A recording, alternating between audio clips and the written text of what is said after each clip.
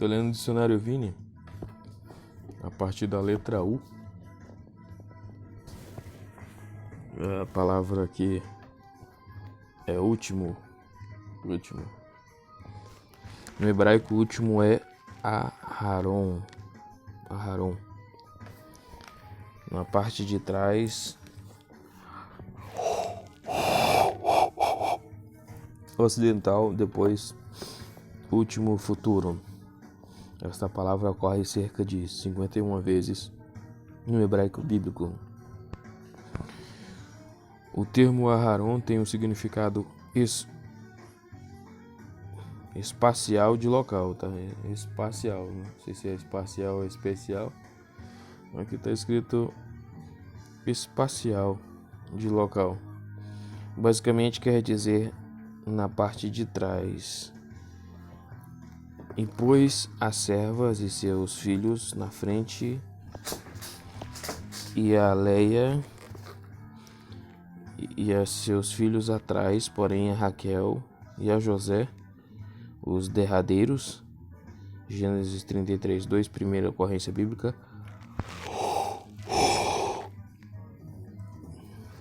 Quando empregado em outros lugares, a palavra quer dizer ocidental. Todo lugar que pisar a planta do vosso pé será vosso, desde o deserto, desde o Líbano, desde o rio Eufrates, até ao mar ocidental. Será o vosso termo. Deuteronômio 11, 24. Usado em relação a período de tempo ou número ordinal, Aharon tem várias acepções. Primeiro significa por último, em contraste com a primeira de duas coisas. E acontecerá que, se eles te não crerem, nem ouvirem a voz do primeiro sinal, crerão a voz do derradeiro sinal. Êxodos 4:8. Segundo, representa o último em uma série de coisas ou pessoas. Vós sois meus irmãos, meus ossos e minha carne, sois vós.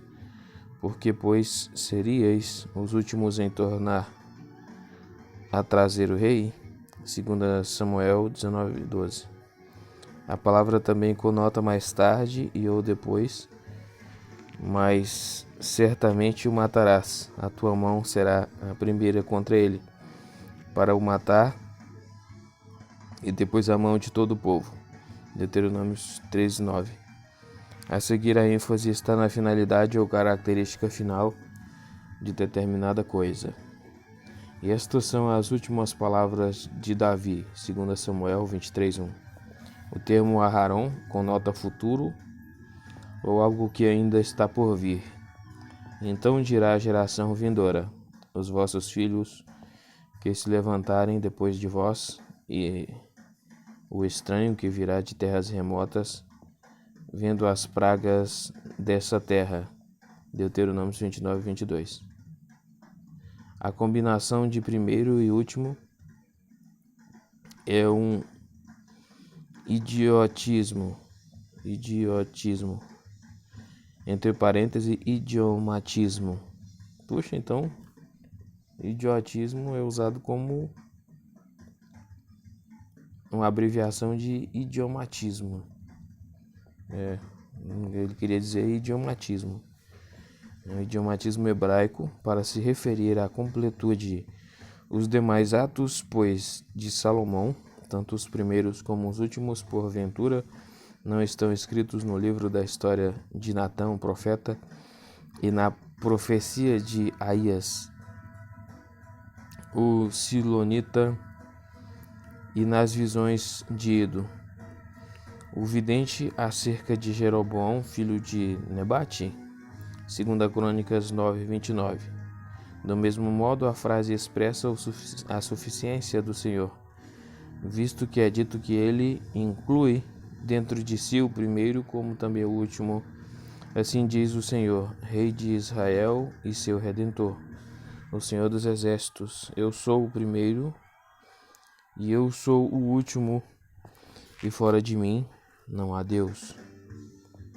Isaías 44:6. em Isaías 48:12.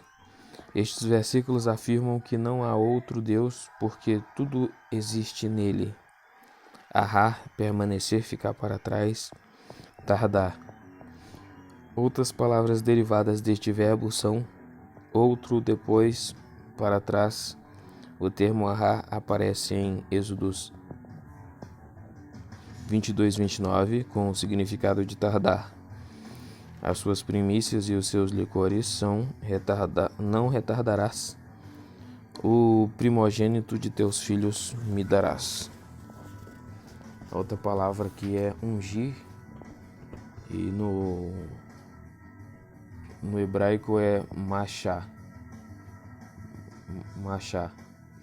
Ungir, untar, consagrar, palavra comum tanto no hebraico antigo como no moderno. O machá também é encontrado no ugarítico antigo. Ocorre cerca de 70 vezes no Antigo Testamento hebraico.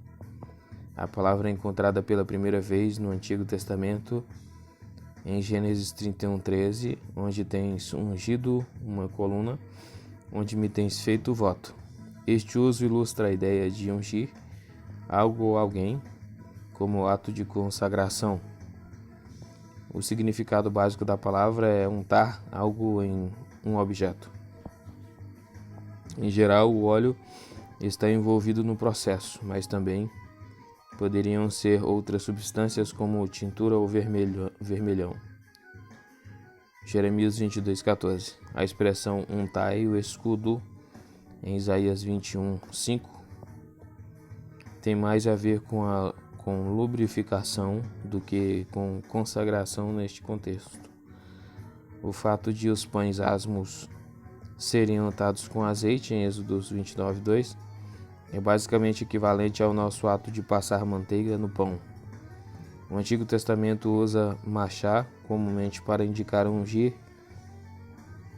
no sentido de uma separação especial para um ofício ou função. Assim, Eliseu foi ungido para ser profeta, 1 Reis 19:16. Mas tipicamente os reis eram ungidos para o seu ofício, em 1 Samuel 16:12, 1 Reis 1:39. Os utensílios usados na adoração no santuário sagrado, tabernáculo e templo, eram consagrados para o uso mediante a ação, Êxodos 29:36. De fato, a receita para a formulação deste azeite da santa unção é dada em detalhes em Êxodos 30:22-25. Machia, ungido, palavra importante para a compreensão do Antigo e Novo Testamento, é o substantivo machia, o qual nos dá o termo Messias. Como é verdade do verbo, machia implica unção para algum ofício ou alguma função especial. Assim, Deus recusou prejudicar Saul, porque Saul era um ungido do Senhor. 1 Samuel 24:6.